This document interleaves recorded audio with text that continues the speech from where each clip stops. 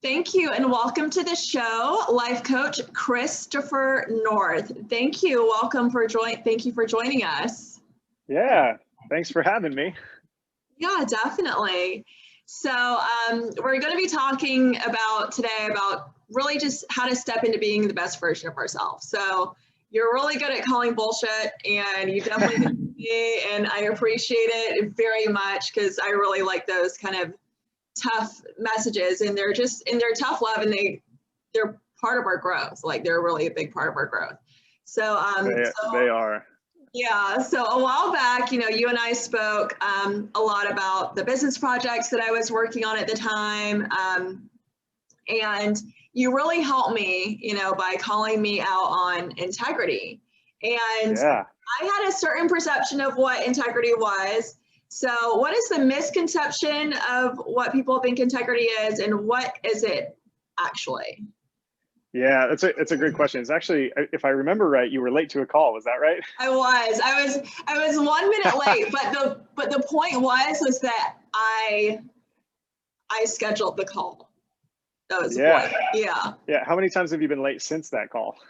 I've definitely had my fair share, but other people have been later than me. So, and we'll talk about that too, the co-conspirators. Yes. Yeah. Well, yeah, I love it that you're starting here, because it's the misconception around integrity. I don't even know if it's a misconception as much as a differentiation of definition. Mm-hmm. Is we call integrity, like in the firm that I work with, we say integrity is doing what you say you're going to do when you say you're going to do it, and as soon as you understand that you're not going to be able to, you let the appropriate parties know. Right. And I'll say that again, just if anybody's writing it down, it's like, do it. Integrity as we define it, what we don't mean is good, bad, right, wrong. It's not a moral issue. We're not moralizing it. We're not making it anything like that. What it is integrity is being in alignment with your word, is a short way to say it. And so what we say is integrity for us is doing what you say you're going to do when you say you're going to do it. And as soon as you know that you're not going to be able to, you let the appropriate parties know. And you can imagine a whole culture. So we work mostly with executives, mostly in a corporate setting, or a lot of the work that we do is in a corporate setting, or entrepreneurs, people just pulling their businesses together. You can imagine what it's like to have a whole organization do what they say they're going to do. And just imagine, like in life, in friendship, when you say that you're going to meet somebody at 7 and they show up, they text you at 7 while they're still in bed and say they're on their way. Yeah. That kind of a thing. It's like, just imagine what's possible when we do what we say we're going to do, when we say we're going to do it. So that's the differentiation. I think a lot of times people think integrity is am I a good person? Right. Exactly. And if you're good, it's like, well, what's good and how do we know? And are you a good person to this person, but you're a total disaster to somebody else? Right. And so putting those generalized broad strokes on things are it's not terribly helpful when you're trying to drive towards a clear and specific vision. Right. Like, I think that's a great distinction to make, because that was my only way that I ever used the word integrity, is like, morally, are you good or bad? So I'm a person of integrity, but it's constantly late, all the time. And and I still have my challenges with it. It's a very hardwired program that I have to break down and to really just kind of change the mold of how I even go about starting the day. If you start out the day late, then obviously everything you do after that is going to be late, and it's just that whole thing. Yeah, and to your point too. To your point, there's something really powerful about doing what we say we're going to do. Yes. When we actually act in integrity, in alignment with our word, what happens is, if you've ever been avoiding something, like just that you should, quote unquote, should be doing it, and you're not doing it, and then all of a sudden you just get mad enough and go do the thing. Like the dishes is like the classic example. Yeah. And then as soon as you're done, or like taxes, because it's March, it's like, as soon as you're done, like, imagine what that feels like. There's just like there's an energy that gets infused into your day and you feel like you can go take on another task. Yes. And integrity for the sake of integrity is enough. And there's a beautiful byproduct, which is energy. And so when we're talking to clients, when you're a minute late, I don't care about your minute. Right. Exactly. What I care about is the energy that you're creating. What it does is it shows me that there's other areas I'm picking on you. Yeah, I know. But It's okay. in clients' lives, it shows me that there's potentially other areas that are a pattern of them not doing what they intend or mean to do.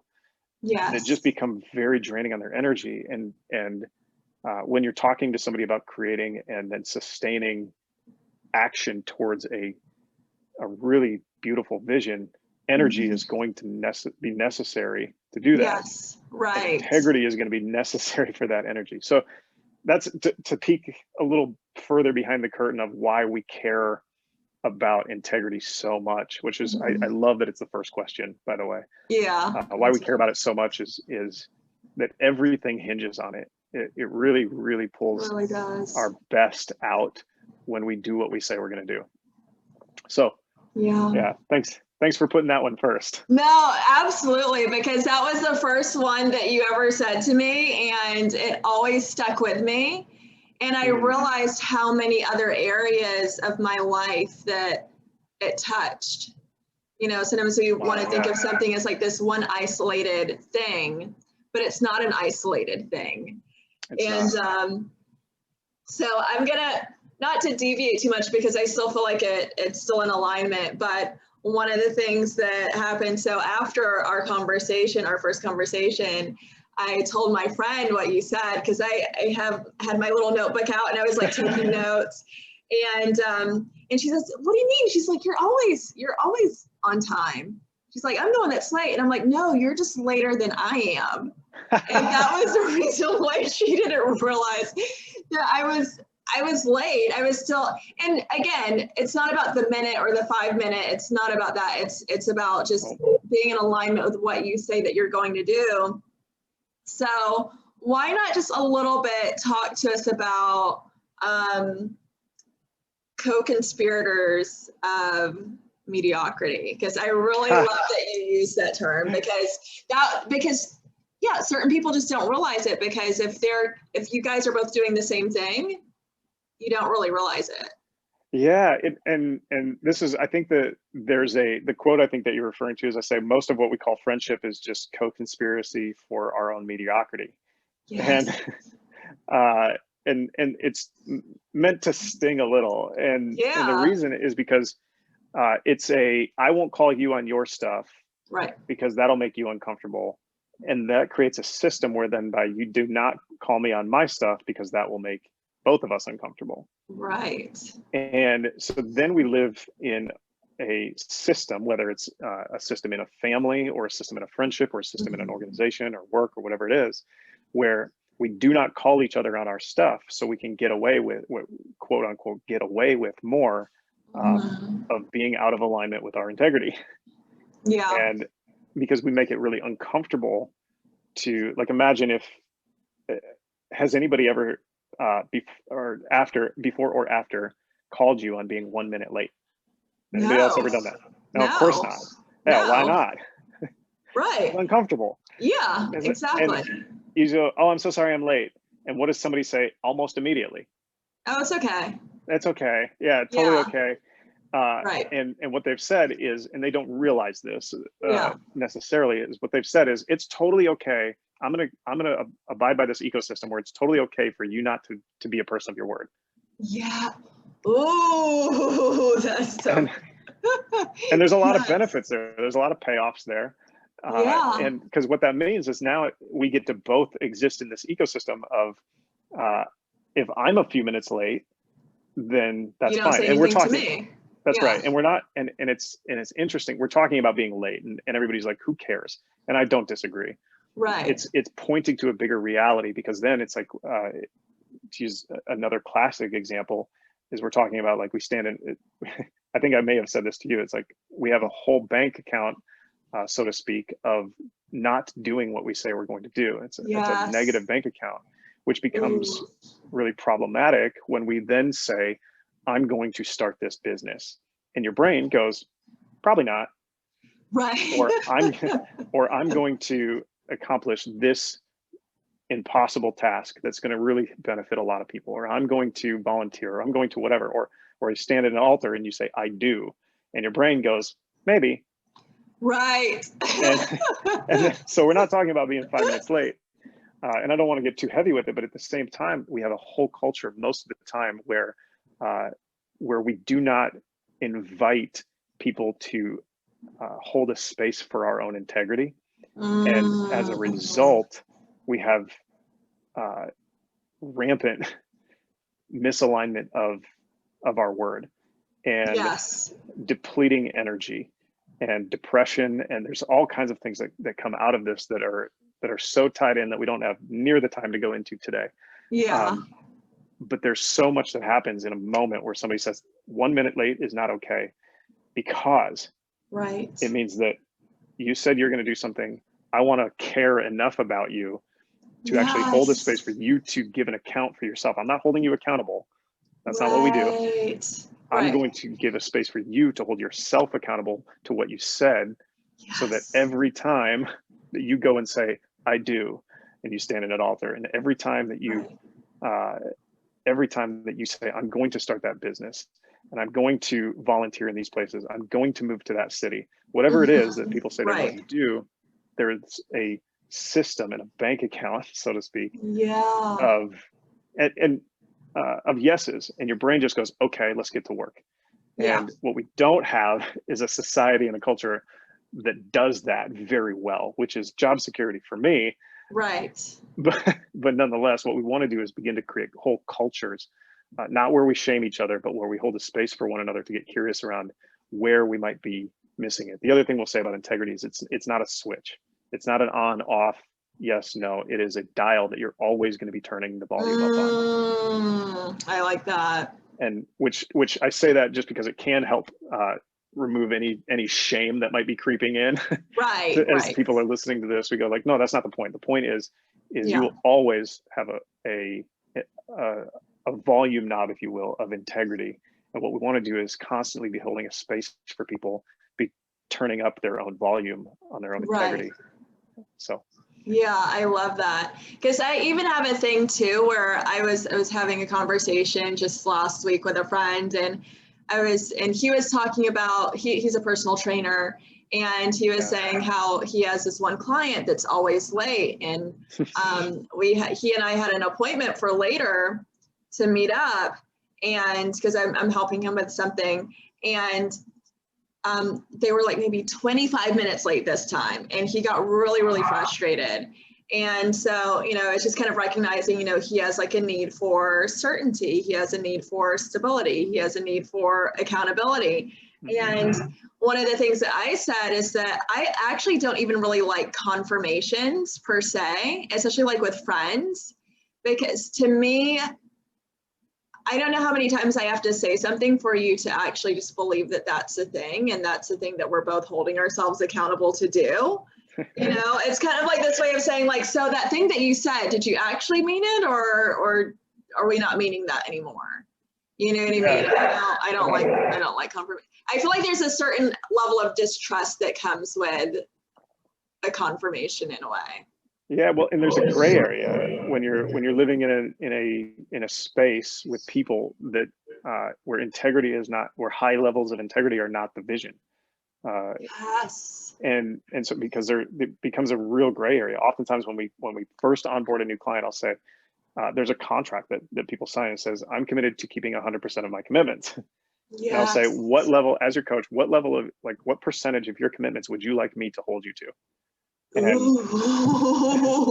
And they say, and they're very drunk on possibility, and they say 100%. And I say, okay, you're not going to like me next week when you're when you've broken them. And I say that tongue in cheek, but there is something really to, like if somebody says, and this happens, you'd think it doesn't, but it does, where people say, I don't know, like 50%. Really? Like, okay. All right, let's have a conversation. Which 50%? And this is where the gray area comes in. Well, which 50? And how do we know which is it like, how do you want to set this program up here where I only hold you to half of what you say you're committed to? And that's what's happening. And so what we're doing as coaches in that space is we're actually shining a light on the system that's already in place. Where it's we don't really have any clear understanding of what we're committed to and what we're not, which creates a really, which is great if you just want to float around and not accomplish anything. Right, or only accomplish half of what you say. Yeah. And typically the half that's less painful, and therefore less growth. And so there's all kinds of things like that where we go like, hey, if there's a gray area in integrity, if there's a gray area in doing what we say we're going to do, like there's going to be implications that we do not like. It'll feel good in the moment though, which is why we do it. Anyway. Yeah. That's very good. I could talk forever about that, but we have limited time, so I'll move on. I know, but that's really great. I think that's a really important thing to know, because it's so easy to just say you're going to do something in the moment and then just kind of let it go by the wayside. So I think that a lot of people really appreciate that. Yeah, I hope so. Yeah. So another one of the things we talked about is how I was very coachable. So you notice that I really liked those sort of hard to hear messages. And I've always really liked those. So I recalled one of your quotes, because you have all these really great quotes. An offended mind reveals a wounded heart. Tell us about that. Yeah. Well, so like, I mean, how do I want to tell you? I think why that quote is so helpful is when somebody is offended. What's really happening is there's a defense coming up. They're offended. There's a defense, and the defense is tricky because they could be totally right, and they're defending that position of being right. And oftentimes, what we're so committed to being right about is the very thing that we say we don't want. Right. And there's a lot of pain oftentimes. So like as an example, we'll be working with somebody that says this is a hard industry to break into. Yeah. And they're really, really committed to being right about that. Because when they're right about that, that gives them all sorts of license not to break into it. And so because then it's not their fault, and there's no like, it's not, there's nothing they could have done. It was just the industry's. It's just too hard to break into.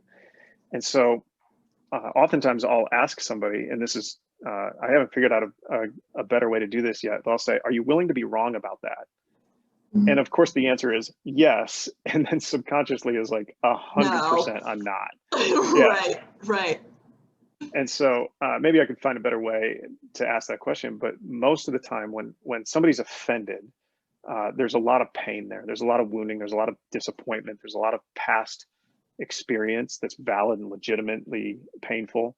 And when I say something that is potentially offensive, it is revealing some of the wounds that they're covering up to deaden that pain. And in so doing, what they're doing is they're oftentimes, and depending on the context, they're doing so at the expense of a new future. They're doing so at the expense of having any kind of a new result. Another quote that can go along with that is you can be right, or you can have your future. Right.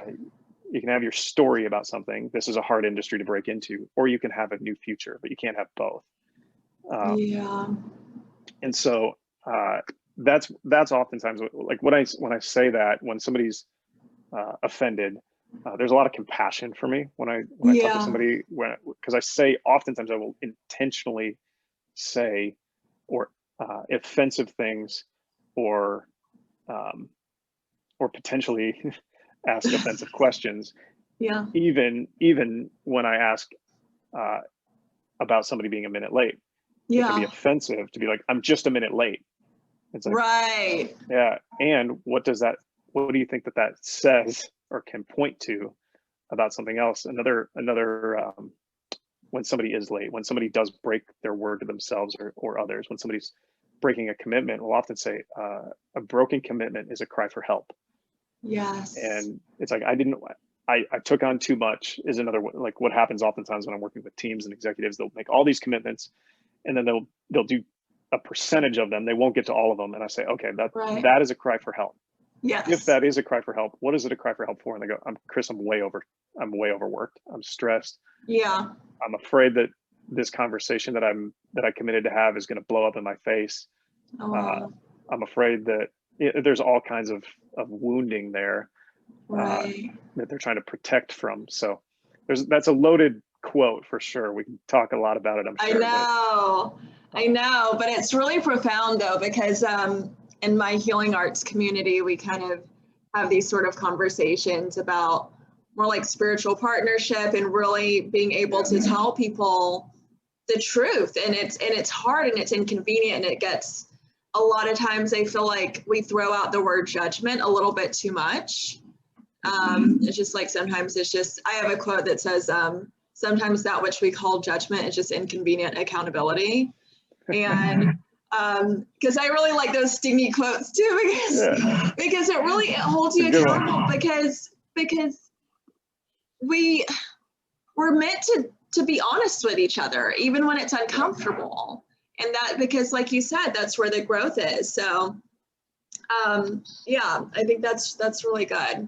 So that's not one that I learned from someone else. That was my own being stung when I was literally, quite frankly, making fun of somebody in the organization, and the leader looked at me and was like, "We don't do that." And I was hurt. I was offended there, and he was like, "Chris, they were doing the best that they could for the time that they had. Enough. Like, we don't do that around here." And I was so hurt and so offended. And I was like, what's going on for me here? Why am I feeling so stung? Yeah. Really what was happening was a moment I'll never forget. I was sitting at a picnic table. And really what was happening was I was like, oh, I'm defending my pride about how good I am at this.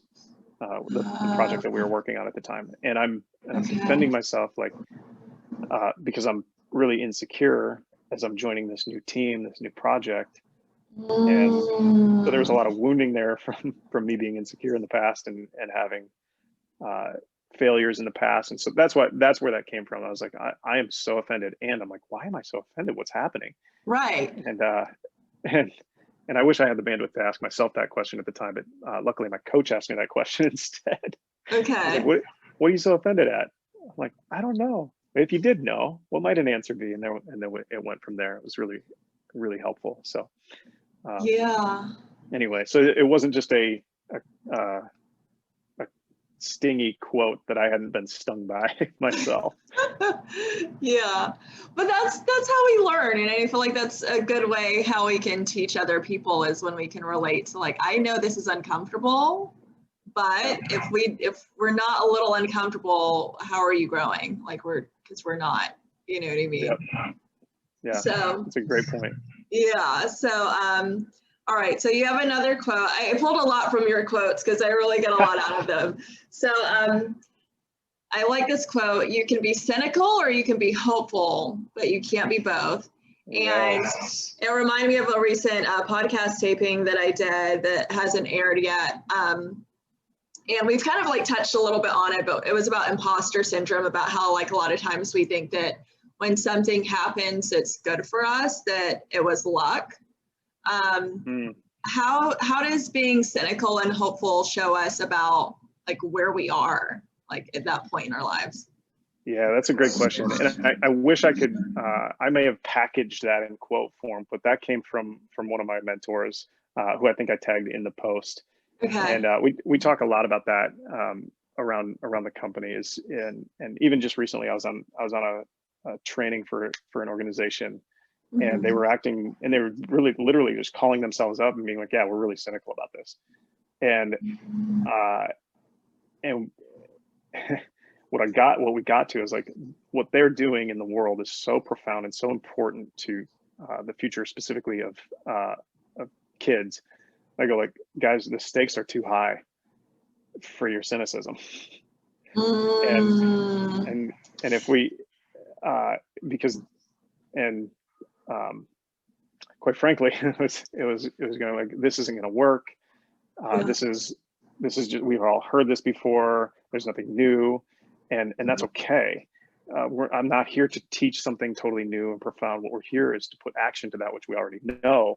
Yeah. And the cliches, so to speak, that we all quote know, is to actually put some grit under the tires and put some action and some commitment behind those things, and begin to move things forward. So you can be cynical or you can be hopeful, but you can't be both quote is primarily to like the way I see it is that cynicism and hope are moving away from each other on a spectrum.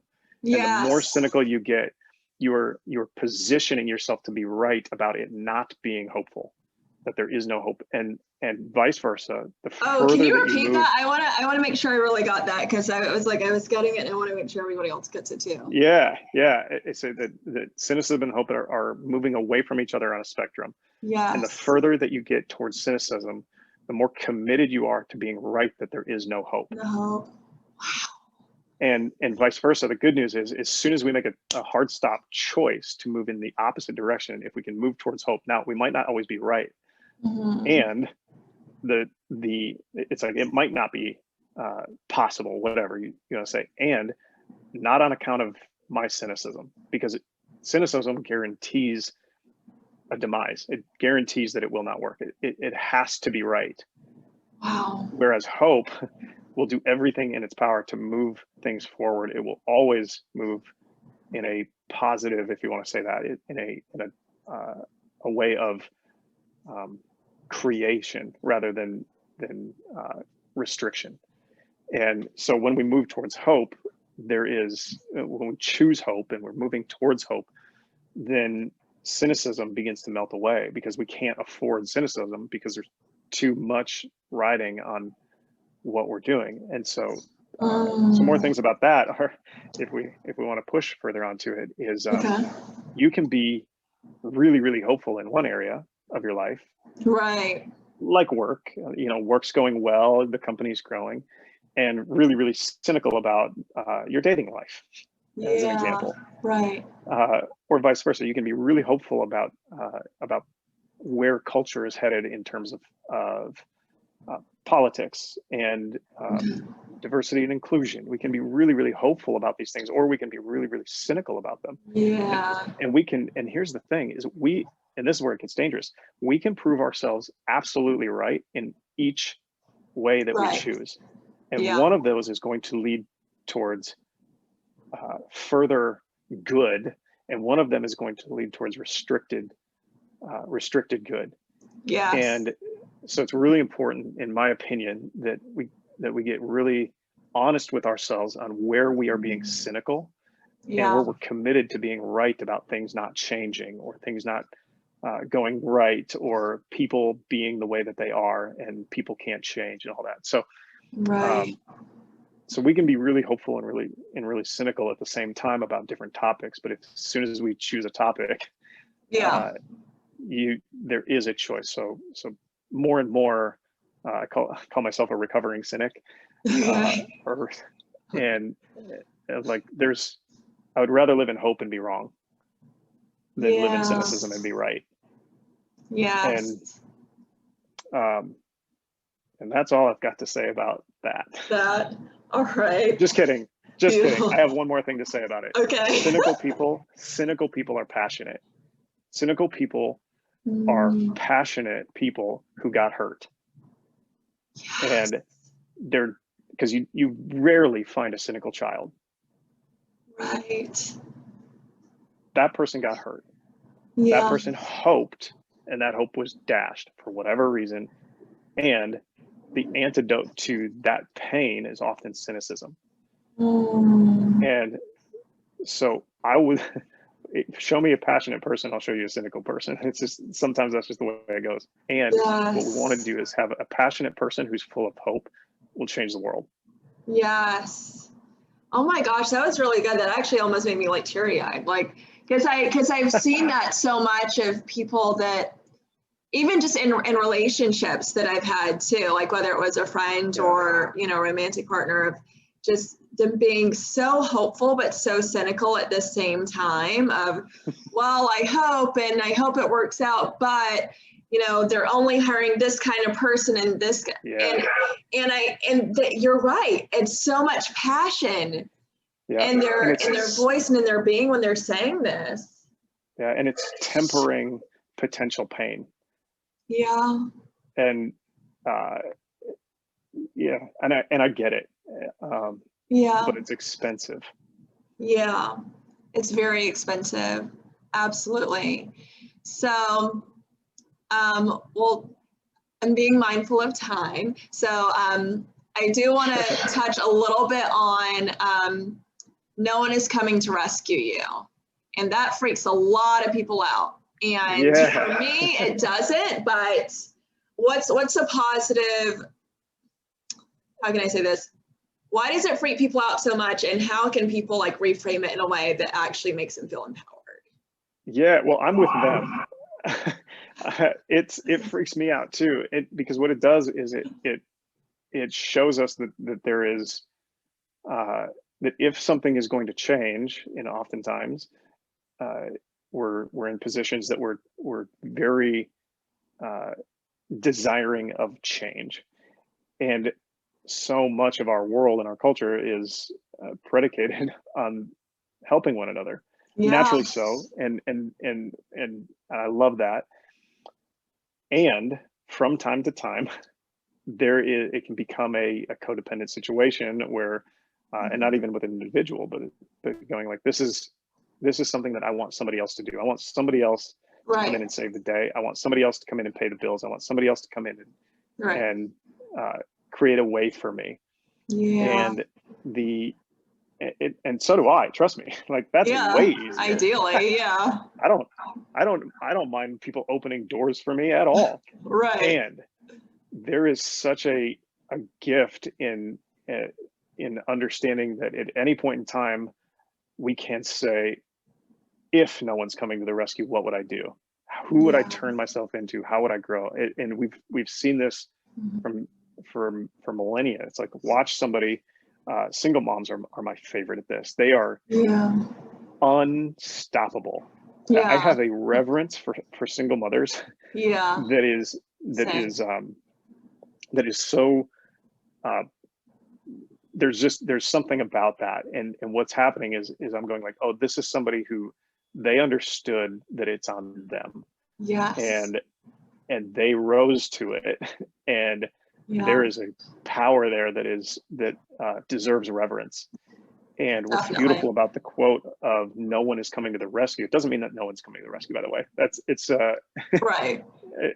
there to catch attention. And it can be, your question was, how can we reframe it as a positive? I don't know if it's positive or negative. What I will say is that when I have a vision that is so big, so beyond me, when we're working with clients who have a vision that's so far beyond them, we say, and there's feeling like plateau and stagnation, and oftentimes they're waiting for permission, they're waiting for help, they're waiting for somebody else to solve the problem. When, quite frankly, that might happen. And chances are it's not, or it's not going to happen in the same timeline that they say they're committed to do so. So when we say, hey, listen, no one's coming to the rescue, if you bought that, if you believe that, if you own that statement, who would you turn yourself into? What would your next action look like? If you finally just go, I'm going to sit here and cry and cry and cry and cry and cry, and no one's coming.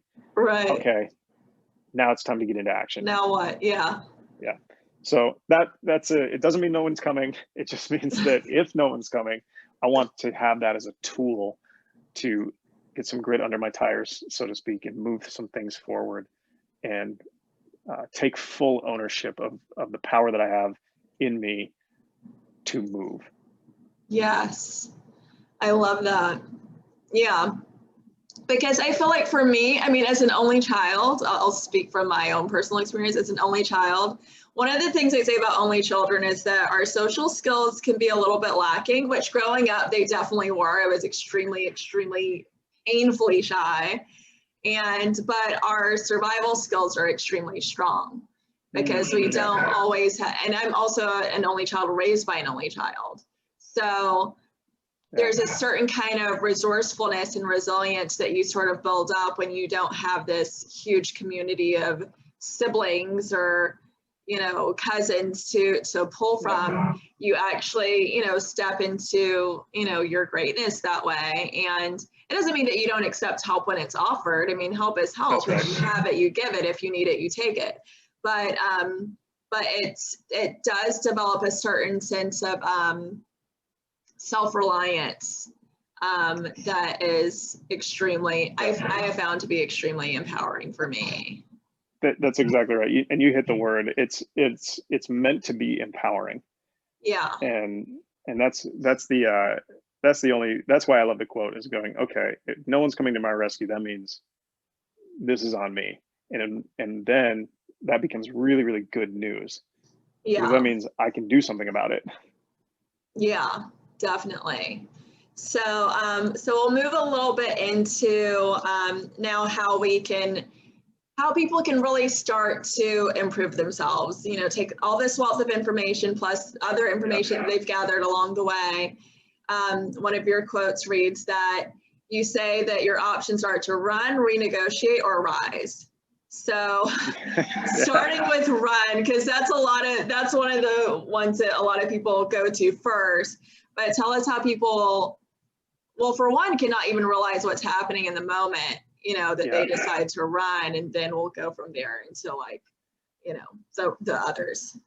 Yeah, there's probably a lot to be said on this, but it's a lot of times in terms of, I say that in terms of commitment. So when somebody commits to something, either explicitly or implicitly, they're committing themselves to a health journey, whatever that looks like for them. And they're committing themselves to even like mental health or to a financial goal, whatever it is. Yeah. And self-improvement, any of that. Yeah. You get the point. There's probably lots of options, but this one is so powerful insofar as people will oftentimes neglect, avoid.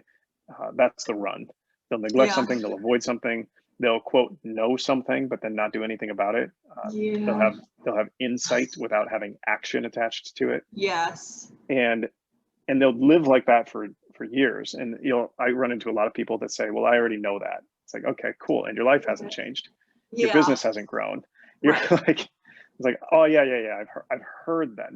No, you heard that, but you have no idea, no understanding whatsoever of what it's like to actually move yourself and apprehend that concept fully.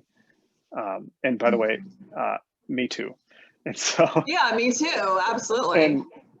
And so the run is oftentimes neglecting something or straight up avoiding it. And avoiding it or tolerating it is another way to say that. Yeah. Like, how long are we going to tolerate something? That's a version of running from something. Yes. Totally ignoring something is another way. The brain is a beautiful machine. It's built for efficiency, not accuracy.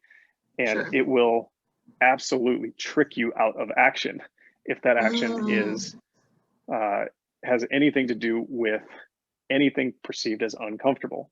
Yeah. And so that's the run piece, is oftentimes it's not running from something intentionally, but it really is almost like an apathetic approach to anything positive, growth, progressive, action oriented, anything like that. The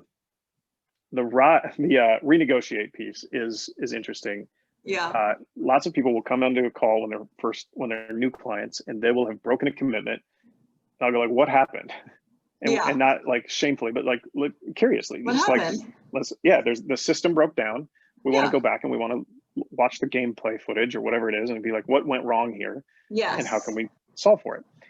And what oftentimes went wrong is they knew early in the week that they were not going to do it by the time they said that they were going to do it. Right. Remember back to the beginning of this, we said, and as soon as you know you're not going to be able to do it, you let the appropriate parties know. That's the renegotiate piece. Yeah. Yeah, because what what that does for us in a coaching sense is we get to go, okay, cool. What was the vision originally? What's happening? Is it still possible for you to hit it? Are you just avoiding it because it's scary, because you committed to something that's going to cause you to grow?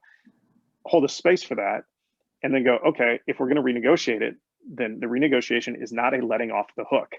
The renegotiation is changing the date or changing the outcome, or maybe some new data exists. What is a new commitment that you want? So that's the renegotiate piece. Is I said I was going to do this. I'm not going to do that for whatever reason. I would like to renegotiate. Yeah. The last piece is obviously rise. And that's the piece where we just snap out of it.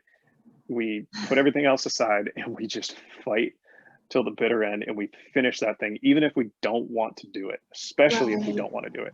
And that is where the growth comes from. And so we can run from a thing, we can renegotiate a thing. We can say, you know what, I'm actually not committed to growth right now. I'm actually not committed to changing my life all that much. I'm really not committed to any, whatever, and totally okay. Yeah. Or we can rise. And the rise piece is always where the growth happens. It's always the most fun. It's always where the invigoration comes from. It's always where passion is ignited and where results live on the other side of rising. And so that's why I say those are our options. Run, renegotiate, or rise. Yes, I love that too, because I really appreciate where you mentioned the part of where you know, people will say, well, I already know that. And I've done that so many times, even like with meditation. And I tell you, meditation for me has been an ultimate game changer. And I've known for years that this is a tool at our disposal that we can go into at any point in time in our day, in our life, in our week. And for years, it's like, yeah, I need to start meditating. I'm going to start meditating. And exactly what you describe, I listen a lot to neuroscientist Dr. Joe Dispenza, and he talks about breaking the habit of being yourself, and how, you know, we will be on the couch and we'll say like, okay, I'll do that tomorrow. And, you know, we have our, you know, our smartphone to the right, our laptop in our lap, and the remote on the left. And, you know, we're just like, already we know we're not going to do it. Like already, even though we're saying tomorrow, we're kind of just like predicting it. So it's just interesting how we can have all this information, like you said, like all the insight, yet no action to back it up. So I think that's really key. And it really, it's so true. Yeah, we do that. We're creatures of habit, and we have to, and if we don't break it. Yeah. And this is, you're so right. And this is why I love the work that we do. Like, I go like it, because we renegotiate with ourselves very easily. Right. And you're right. Like, we already know. Come on. Yeah. And we're running, but we're calling it a renegotiation to flatter ourselves. And what we're definitely not doing is rising. And so that's why it's like, why I still have a coach is because I will be the one with the remote on the left and all of the things. And going like, I can't as easily renegotiate when I have to answer to my own integrity to somebody else. And I love that, because then I go, okay, my commitments are written down and they're public, they're semi-public to somebody else. So if I need to break this commitment, that's running. Yeah. I can renegotiate it, and they're going to be like, why? I'll be like, because I'm lazy. Exactly. Exactly. It's like we can renegotiate with ourselves all day long. It's a form of running. So. Yes, exactly. I think that's an important distinction to make, because a lot of people will just say, well, I renegotiated it. Just like, or you just gave up and you put it off and you just didn't hold yourself to it. And, you know, that's not the same thing. Yeah. Oftentimes I'll suss out pretty quickly when somebody's like, hey, I would like to renegotiate this commitment. And I'll say, yeah, no. And they're like, dang it, I was hoping you wouldn't say that, but I'm so glad you did. Exactly. I said, it's like, I would rather have you rise and fight forward and then break the commitment so we can get curious around what went wrong, what happened, get the systems back in place, than to just avoid it altogether. Yeah, I love that. And that's something that even I've done just when I say I'm going public on something, when I did my t-shirt launch, last year, and, I put a date out there, 9/10/20. It is launching 9/10/20. And I remember we talked about this. Yeah. And it held me accountable. Like that feeling of, just knowing that you've put something now out there to people, and people want to know that when you say something, that's what's actually going to happen. They can count on it. Launching my podcast, I forget now, I think it was like 12/3 or something like that. But I announced it. I made sure that was something that I actually made a concrete thing, because otherwise I knew that I would I know myself. I just know myself. I know that I would have put it off more and more and more, with my recent website launch for my new business, 3/3, it's launching 3/3. Okay. And everybody's going like, okay, well, it's 3/3. Oh, here it is. Okay, great. Congratulations on the launch, by the way. Thank you. The 5th. For whenever this comes out. Yeah, thank you. Yeah, and it's just amazing when you do that, and you feel so much better about yourself, and you establish a certain level of trust with yourself. And I feel like when you don't have integrity, there's a certain lack of trust that you just don't. Absolutely. So it's like, how would you treat somebody who just constantly broke the word to you? Would you trust them very much? You might like them, by the way. Right. But after a while, the relationship's going to break down. And then what if that person is you with yourself? It's like, just after a while, the relationship's going to break down. You might like yourself, but you're not going to trust yourself with big things. Yeah. So it's important. So anyway, it's all tying back to integrity. It all does. It's really about, at least in really this conversation. That. Yeah, but I think in general, I just think it touches. So I think there's no area of your life that integrity does not touch. That's right. That's a great point. Yeah, I think that's beautiful. Okay. So before I ask my last question, where can everyone find you online? Yeah, so a couple places. Thank you, by the way. I appreciate that. The first is the company that all of this is like everything that you're hearing here. It's like, this isn't original. Some of it's original thought or whatever, but it's like we move in a group. There's a great team of us, and the website is novus.global. And it's also, you can get there to the Instagram on my account as well, which is Christopher X North. And those two places are you're gonna find all kinds of good stuff. It's like, if you like me, you're gonna love Novus, kind of thing. It's like if I were on your Netflix queue, be like, if you like Chris, you're gonna love Novus, because he's trained by them, with them, alongside them, and so there's a great team of us that all get to journey together and do this work together. That's amazing. I love that. All right. Yeah, or you can just call me 310. I'm just kidding. Okay. You'll get a lot of calls, I'm sure. So give that out selectively, I would say. But at least I have it. I have his number. If anybody wants it, you have to reach out to me. I'll screen them for you. So yeah, go for it. Or we, just go public and we'll just see what happens.